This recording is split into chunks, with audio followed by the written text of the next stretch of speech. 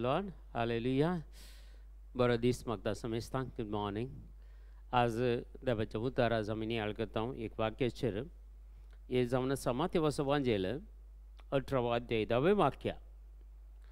पळया, ह्या ल्हाना पैकी एकल्याची सयत बेपारवा करिनाकात, कित्याक हांव तुमकां सांगता, सगळीं तांचे दूत सर्गींच्या म्हज्या बापाचे मुखामळ कळनासतना पळयतात. ल्हानांतल्या ल्हाना कोणाचेत आत्म्या नासाक आमी कारण जावन असो. हे कोणेय कथेय करून दीत, पूण आमी बऱ्या तरेन आमी जियेल्यार प्रत्येक जावन खंयचेच तेका ल्हानांतले सयत मनशांक कोणाकच बेपारवा करिनाकात म्हणटात.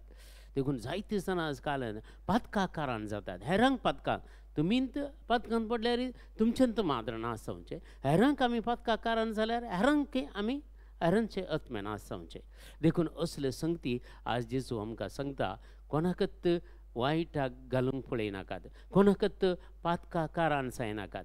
देखून देवाचें उतर आज ह्या विशयान सांगता, पळया, ह्या ल्हाना पैकी एकल्याची सयत बेपारवा करिनाकात. एकल्याची सयत बेपारवा करिनाकात, कित्याक हांव तुमकां सांगता, सर्गीं तांचे दूत हर एकल्या म्हाका आनी तुका एक एक दूत दिल्लो आसा. ते निर्गमन पुस्तकांत आमकां आज आयकोंक मेळटा. निर्गमन पुस्तकांत 20व्या अध्यायांत 20 आनी 3 अध्यायांत 20व्या वाक्यांत थंय आमकां वाचूंक मेळटा. आनी त्या विशयान आमी नियाळ करया. देखून ते सर्गींचे दूत म्हळ्यार म्हाका आनी तुका, म्हज्या आनी तुज्या फुडल्यान वचोंक एक दूत देवान दिल्लो आसा. तो दूत तुका पातकांक पडोवंक सोडिना, हेरांक पातकांक पडोवंक सोडिना. देखून त्या दुताक आमी पयलो मान दिचे, गौरव दिचे, आनी ताका आमी चड आनी चड आमी मान दिवंक जाय म्हूण सांगता पवित्र पुस्तक. थंय सांगता, पळया, तुमकां वाटेर राखच्या खातीर, म्हळ्यार आमी सर्गींच्या राजाच्या वाटेर आसा. आमी ह्या संवसारांत एक पैनारी जावन आसा. देखून आमकां वाटेर राखच्या खातीर आनी हांवें तुमकां तयार केल्ल्या सुवातेक तुमकां पावोवच्या खातीर देवान म्हाका आनी तुका एक सुवात तयार केल्या. जेजून सांगला, हांव सर्गी राजा पयलें वेतलो देव बापा आरसीन, आनी तुमकां एक कुडां तयार करतलो. आनी त्या कुडांत तुमकां वस्ती करच्या खातीर हांव तुमकां आपोवन व्हरतलो. हांव तुमकां फाटीं येतलो आनी तुमकां आपोवन व्हरतलो.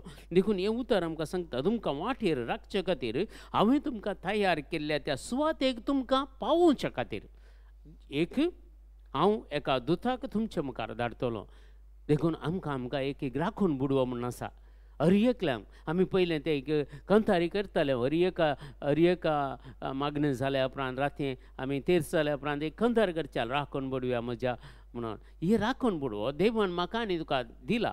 देखून ताका मान दिवन चला म्हणटा. त्या तुका दिल्ल्या राखून बुडव्याक तूं ताका मान दिवन चल आनी ताचें उतर आयक. तो तुका गायड करता, ताचें उतर आयकोंक प्रयत्न कर. आमकां कितल्या जाणांक आजुनूय गोत्त ना. आमकां राखून बुडवो आसा म्हणलोय गोत्त आसचें ना थोड्यांक.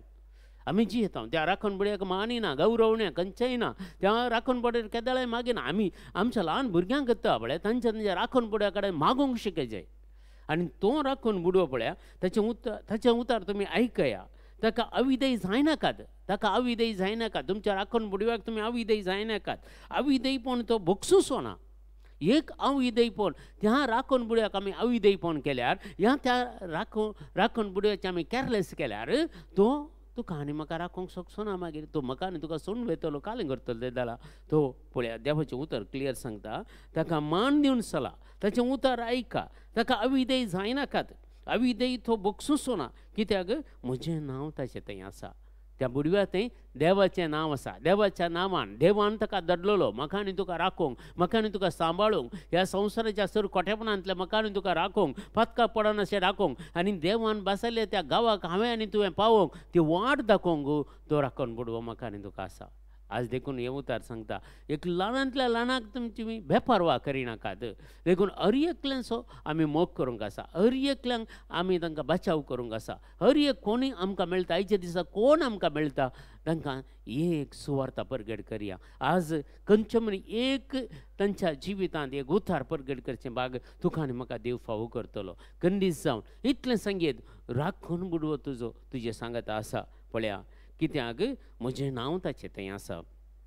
20 आनी 2 वाक्य सांगता, ताचें उतर तुमी आयकशात जाल्यार, पळया, ताचें उतर तुमी आयकता. कोण राखण बुडव्याचें उतर तुमी आयकशात जाल्यार, आनी हांवें फरमायिल्लें तें सगळें तुमी करशात जाल्यार, कोण तो राखून बुडवा कितें देव फरमायता पळय तें मात्र आमकां तो सांगता. आनी हांवें फरमायल्लें तुमी तें करशात जाल्यार हांव तुमच्या वायरीचो वायरी जातलो. कोण तुज्या वायरी आसात ते वायरी देवाचे जातले पळया. आनी थंय मुखार सांगता हांव तुमच्या दुस्मानाचो दुस्मान जातलो. कोण तुमकां दुस्मान आसात तांकां देवूच दुस्मान जातलो. देखून आमचे वायरी आमच्या मुखार तावन पळापळ घेतले. आमचे दुस्मान आमचे तावन आमचे मुखले पळापळ घेतले. आमकां अरितेचें संरक्षण दिवंक देवान धाडलेलो दूत आसा. त्या दुताक आमी मान करया, त्या दुताक आमी गौरव दिया, त्या दुता समेत जिवंक आमी फुडें सरया. कित्याक तो देव आमकां दिल्लो तो तसो दूत जावन आसा. तो दूत राखून बुडवो आज म्हज्या सांगता आनी तुज्या सांगता आसा. ह्या दिसान आमी राखून बुडोवचे फेस्त आमी आचरण करता आज आयचे दिसा. आनी राखून बुडव्या हर आमच्या जिवितांत बारी बारी बारी गरजेचो हे आमी समजून काणगेचे मोगाच्या भावा आनी भयणी. देखून राखून बुडव्या कडेन सकाळीं उठून मागूंक सुरू करा. इल्लेशें मागा राखून बुडव्या कडेन. राती न्हिदतना राखून बुडव्या कडेन मागा. सगळो दीस पयन करता आसतना राखून बुडव्या सांगता काणगेया. तो तुमचे ते आसलो तुमकां अनुभव जावं दी. तो अनुभव जावं दी. मेळटा अनुभव मेळटा. राखून बुडवप कितले कितले अवघडांतल्यान आमकां राखता. कितल्या कितल्या निरासपणांतल्यान आमकां भायर हाडटा. कसल्या पिडेतावनी तो आमकां भायर काडटा. पिडा शिडा येता आसतना जर राखून बुडो म्हजें तें आसा तुजें तें आसा त्या पिडेतावन तो आमकां भायर काडटा म्हणटा पवित्र पुस्तक. देखून आज राखून बुडोवचें फेस्त आमी करता आसतना आज राखून बुडव्या कडेन मागया. राखून बुडवो कितले गरजेचो म्हज्या आनी तुज्या जिवितांत म्हणून समजून काडया. कित्याक तो राखून बुडवो देवान म्हाका आनी तुका तयार केल्ल्या जाग्याक आपूण व्हरूंक म्हणून आमच्या सांगता तो आसा. आनी तो आमच्या जिविताच्या आखेर घडये म्हणसर तो आमकां आमच्या सांगता आसा. आनी आमकां आमचो आत्मो देवाच्या हातीन दिवन ताचें काम सोंपता. देवाच्या हातीन दिता म्हणसर म्हाका आनी म्हज्या आनी तुज्या आत्म्याचेर म्हज्या आनी तुज्या कुडीचेर त्या राखून बुडव्याक हक्क आसा. कित्याक देवान ताका धाडलो ताचें नांव देवाचें नांव त्या बुडव्यातय आसा. राखून बुडव्यातय आसा. देखून आज ऑक्टोबराची 2 तारीख राखून बुडयेचें फेस्त आमी आचरण करतना इतलें आमी मागया मोगाच्या भावा आनी भयणी. त्या राखून बुडयाक आमी मान दिवया. त्या राखून बुडयाक आमी गौरव दिवया. त्या राखून बुडया कडेन मागूंक गेल्लें शिकया. आमच्या भुरग्यांक आमी शिकया. आनी खंडीत जावन आमच्या घरांत केदाळे एक अप्रूप तरी त्या राखून बुडयाचें गंतार गावन खंडीत जावन ताका आमच्या घरांत ताका आमी मान करया.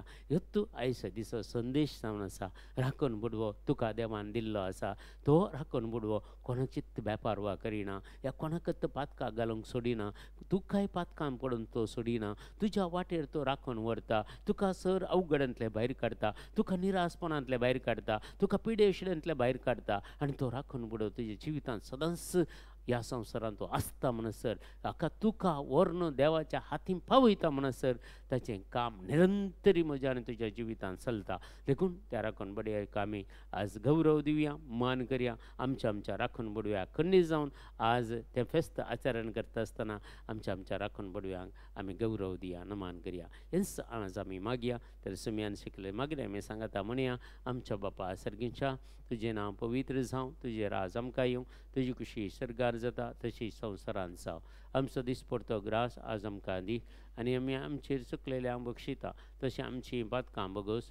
आनी आमकां दाळणेन पडोवंक दिवं नाका पूण वायटांतले आमकां निवार. आमेन. नमान मरिया कृपेन भरलेले सुमिती जे सांगता स्त्री आमचेर तूं सदैव आनी सदैव फळ जगतशें जेजो भगवंती मरिया देवाची माय आम्हा पापयां खातीर विनंती आतां आनी आमच्या मरणाच्या वेळार. आमेन.